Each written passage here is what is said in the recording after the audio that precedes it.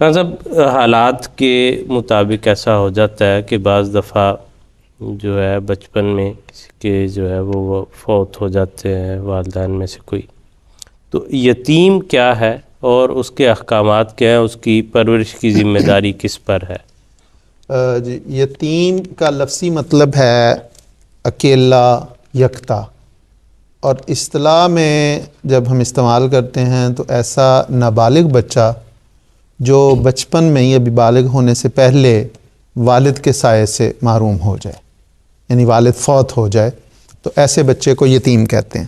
اور عجیب بات ہے کہ یہ لغت میں یتیم کا لفظ جب جانوروں کے لیے آتا ہے تو جانور کا وہ بچہ جس کی ماں فوت ہو جائے، مر جائے، تو اس بچے کے لیے، اس جانور کے اس بچے کے لیے یتیم کا لفظ آتا ہے، اس لیے کہ جانوروں میں زیادہ پرورش اگرچہ اس میں بھی ماں ہی کرتی ہے، لیکن جانوروں میں ایک لمبے عرصے تک ماں ہی ہر چیز کھلاتی پلاتی، ڈیپینڈنٹ جو ہے جی وہ ماں پہ ہوتا ہے۔ جی، تو یہاں پہ انسانوں میں ایسا بچہ جو نابالغ ہے اور اس کا باپ فوت ہو جائے وہ یتیم کہلاتا ہے۔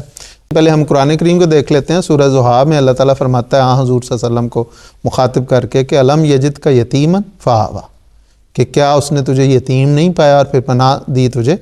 تو حضرت اقدس مسیح موعود علیہ السلام پیغام صلح میں فرماتے ہیں، فرمایا تاریخ دیکھو کہ حضرت صلی اللہ علیہ وسلم وہی ایک یتیم لڑکا تھا جس کا باپ پیدائش سے چند دن بعد ہی فوت ہو گیا۔ گویا اس میں یتیم کی تعریف کر دی کہ حضور صلی اللہ علیہ وسلم اس لیے یتیم کہلائے کہ پیدائش سے چند دن بعد ہی آپ کے والد کی وفات ہو گئی۔ تو یہ تو ہے یتیم کے معنی۔ جہاں تک اسلام نے یتیم کے حقوق کے متعلق بات ہے تو اسلام نے اس پہ بہت زور دیا، اس کی پرورش کی غیر معمولی اس کی اہمیت بیان کی۔ اس سے اگر یتیم لڑکی ہے تو اس کے شادی کے معاملات میں بہت زیادہ نصائح کی۔ اسی طرح اگر وہ صاحب مال و دولت ہے تو اس کے مال و دولت کی حفاظت کی متعلق احکامات جاری فرمائے، اور فرمایا کہ اگر کسی کا بھی ورثہ تقسیم ہو رہا ہے، دولت کی بات ہو رہی ہے، پراپرٹی کی بات ہو رہی، اور وہاں پہ کچھ یتیم بھی موجود ہیں تو فرمایا کہ ان کو بھی کچھ دو، ان کا بھی خیال رکھو۔ حضور صلی اللہ علیہ وسلم نے یتامہ کی پرورش پہ بہت زور دیا۔ حضور نے فرمایا کہ جو یتیم کی پرورش کرتا ہے قیامت کے دن میں اور وہ اس طرح ہوں گے جس طرح یہ درمیان کی انگلی اور یہ شہادت کی انگلی قریب قریب ہے۔ اتنی اہمیت اس کو دی۔ حضرت عبداللہ بن مسعود رضی اللہ تعالیٰ عنہ غریب صحابی تھے، آپ کی جو اہلیہ تھیں حضرت زینب رضی اللہ تعالیٰ عنہ وہ مالدار تھیں، اور اس معاشرے میں حضور صلی اللہ علیہ وسلم کے تربیت کے نتیجے میں لوگوں میں ایسا شعور پیدا ہو گیا تھا کہ یتامہ کی پرورش کو بہت اہمیت دیتے تھے۔ ہر گھر میں کچھ نہ کچھ یتیم بچے پل رہے ہوتے تھے۔ تو حضرت زینب کے بھی کوئی عزیز رشتہ دار تھے جو یتیم ہو گئے تھے، تو ان کو اپنے گھر میں لے آئی تھی۔ حضور صلی اللہ علیہ وسلم نے ایک موقع پہ خواتین کو مالی تحریک کی فرمائی اور کہا کہ صدقہ خیرات کیا کرو۔ تو حضرت زینب نے حضور صلی اللہ علیہ وسلم سے دریافت عرض کی کہ حضور میرے گھر میں بچے ہیں، میرا خامد بھی غریب ہے، تو میں اگر وہ جو صدقہ ودقہ دینا ہوتا ہے وہ مال اگر میں ان بچوں پہ، یتیم بچوں پہ اور اپنے خامد پہ خرچ کرتی ہوں تو کیا اس کا مجھے اجر ملے گا؟ تو حضور صلی اللہ علیہ وسلم نے فرمایا بالکل ملے گا، بلکہ دوہرا اجر ملے گا۔ ایک اس لیے کہ تم صدقہ کر رہی ہو، اور ایک اس لیے کہ تم ان رشتہ دار جو قریبی تمہارے اقربا ہیں ان یتامہ پر تم خرچ کر رہی۔ تو یہ حضور صلی اللہ علیہ وسلم نے بڑی اس کی اہمیت بیان فرمائی۔ پھر قرآن کریم نے کہا کہ اگر تم یتیم بچیوں سے شادی کر رہے ہو تو یہ خیال رکھو کہ ان کے حقوق ادا کرنا بہت ضروری۔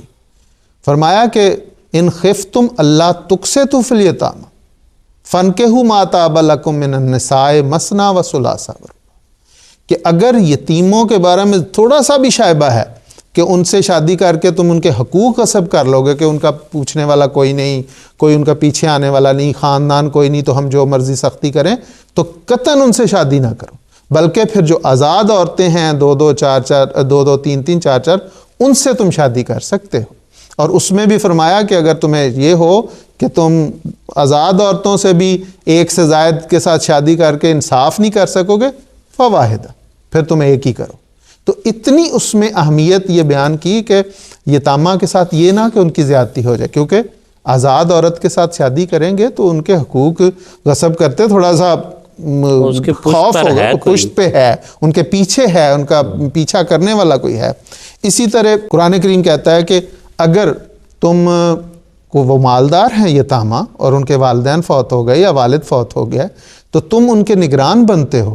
تو قرآن کریم نے اس کے بارے میں بڑے کیا کہ اگر تم غریب ہو تو احتیاط کے ساتھ اس میں سے کھاؤ، اور یہ نہ ہو کہ تم ہڑپ کر جاؤ.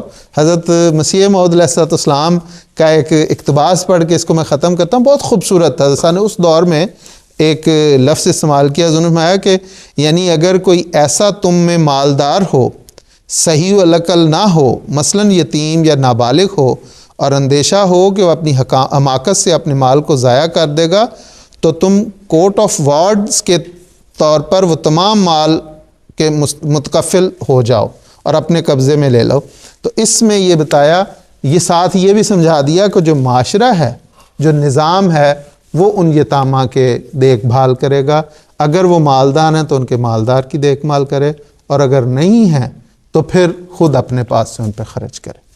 جزاک اللہ خان صاحب. اور جیسے آپ نے بڑی وضاحت سے جو ہے اس کی اہمیت، اور یہ ایسا موضوع ہے کہ اور ایسا حصہ ہے معاشرے کا جس کا ضرور خیال رکھا جانا چاہیے. اور جو اسلام کی ابتدائی دور میں اور اس دوسرے دور میں بھی جماعت کے حوالے سے ہم دیکھیں تو خاندان کے گھروں میں یہ بڑی جو ہے وہ خوبی رہی ہے کہ یتامہ جو ہیں ان کا خاص خیال رکھا جاتا ہے، ان کی پرورش ہوتی ہے، اور ان کا جو ہے ہر لحاظ سے ان کو جو خیال رکھنا، ان کی ضروریات کا بھی اور ان کی دلجوئی کا بھی. جی بالکل. ان کے، اور جیسے قرآن کریم کا حکم ہے کہ فَأَمَّا الْيَتِيمَ فَلَا تَقْهَرْ. جی بالکل. کہ یتیم جو ہے اس پر سختی کوئی اس طرح کی جھڑکنا بھی نہیں، جھڑکنا جو ہے اس کو وہ نہیں ہے.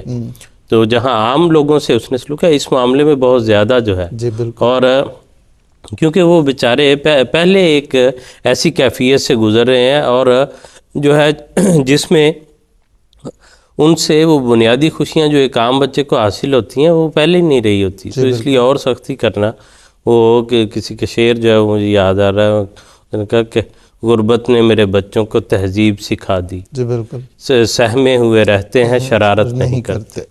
تو جو ایسی حالت میں بچے ہوتے ہیں وہ بیچارے، تو ان کا بچپن تو ایک لحاظ سے ویسے کھو چکا ہوتا ہے. تو یہ معاشرے کی ذمہ داری بنتی ہے کہ ان کو اس بڑے دھارے کا اس کا حصہ بنائیں اور ان کو ساتھ ملا کے جو ہے دین کے اور دنیا کے معاملات میں آگے لے کے چلیں، تاکہ وہ بھی ایک مفید اور اچھا حصہ جو ہے وہ معاشرے کا بن سکیں، اور یقیناً اس کے نتیجے میں آخرت کا ثواب بھی جو ہے وہ انسان کو ملتا ہے.